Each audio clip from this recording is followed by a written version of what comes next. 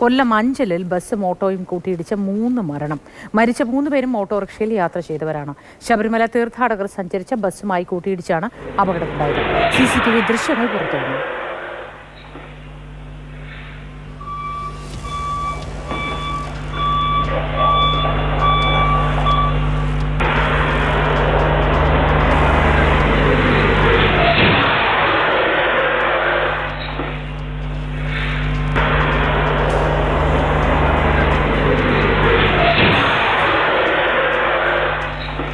കണ്ണൻ നായർ വിവരങ്ങളുമായി ടെലിഫോൺ ലൈനിൽ ചേരുന്നുണ്ട്. കണ്ണൻ നായർ, ഈ CCTV ദൃശ്യങ്ങളിൽ നിന്ന് നമുക്ക് മനസ്സിലാവുന്നത് നേർക്കുനേർ വന്ന് ഇടിക്കുകയായിരുന്നു, പാഞ്ഞു വരികയായിരുന്ന 2 വാഹനങ്ങൾ. ഇത് എന്താണ് ശരിക്കും സംഭവിച്ചത്? വിശദാംശങ്ങൾ എന്തൊക്കെയാണ്?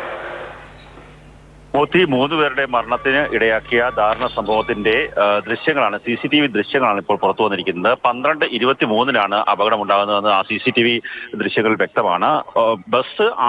ബസ് പോകുന്ന വഴിയിൽ കൂടി തന്നെയാണ് പോകുന്നത്. ഓട്ടോറിക്ഷ നേരെ ബസ്സിലേക്ക് പാഞ്ഞു കയറുന്നതാണ് നമുക്ക് കാണുവാൻ സാധിക്കുന്നത്.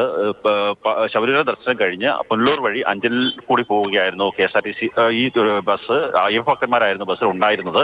അവർ തിരിച്ച് ആന്ധ്രാപ്രദേശിലേക്ക് പോകുന്ന വഴിയായിരുന്നു. ആ സമയത്താണ് ഈ ഓട്ടോറിക്ഷ നേരെ വന്ന ഈ ബസ്സിലേക്ക് ഇടിക്കുന്നത്. ഇതിൽ 3 പേർ അഞ്ചൽ സ്വദേശികൾ തന്നെയാണ്.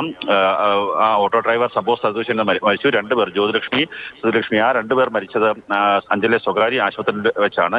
ഇരുവരെയും ഉടൻ തന്നെ നാട്ടുകാർ അഞ്ചലിലെ സ്വകാര്യ ആശുപത്രിയിലേക്ക് കൊണ്ടുപോയി. എന്നാൽ അവിടെ എത്തിച്ചപ്പോഴേക്കും ജീവൻ നഷ്ടമായിരുന്നു. ഇപ്പോൾ അവിടെ പോലീസ് ഉദ്യോഗസ്ഥരും മോട്ടോർ വകുപ്പ് ഉദ്യോഗസ്ഥരും ഒക്കെ തന്നെ കാര്യങ്ങൾ പരിശോധിക്കുന്നുണ്ട്. ആ CCTV ദൃശ്യങ്ങളിൽ ഓട്ടോറിക്ഷ നേരെ ബസ്സിലേക്ക് ഇടിച്ചു എന്നാണ് മനസ്സിലാക്കുവാൻ സാധിക്കുന്നത്.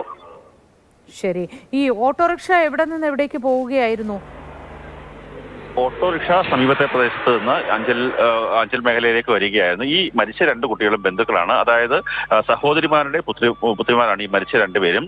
ഈ മരിച്ച ജ്യോതി ലക്ഷ്മിയെ സ്വന്തം വീട്ടിലേക്ക് കൊണ്ടുപോകാൻ വേണ്ടി പോയതായിരുന്നു. ആ സമയത്താണ് അപകടം ഉണ്ടായത്. രാത്രി 12:23 ഈ അപകടം ഉണ്ടാവുന്നത്. ഈ സംഭവ സ്ഥലത്ത് വെച്ച് തന്നെ ഓട്ടോറിക്ഷ ഡ്രൈവർ അക്ഷയ് മരിച്ചു. അതുപോലെ തന്നെ സ്വകാര്യ ആശുപത്രിയിലേക്ക് എത്തിച്ചെങ്കിലും ഈ 2 ബന്ധുക്കളായിട്ടുള്ള പെൺകുട്ടികളുടെയും ജീവൻ രക്ഷിക്കാനായില്ല. അവരുടെ 2 പേരുടെയും മൃതദേഹങ്ങൾ ഇപ്പോൾ അഞ്ചലിലെ സ്വകാര്യ ആശുപത്രി മോർച്ചറിലാണ് സൂക്ഷിച്ചിട്ടുള്ളത്. കൊല്ലൂരിലാണ് മരിച്ച ഓട്ടോ ഡ്രൈവറുടെ മൃതദേഹം സൂക്ഷിച്ചിരിക്കുന്നത്.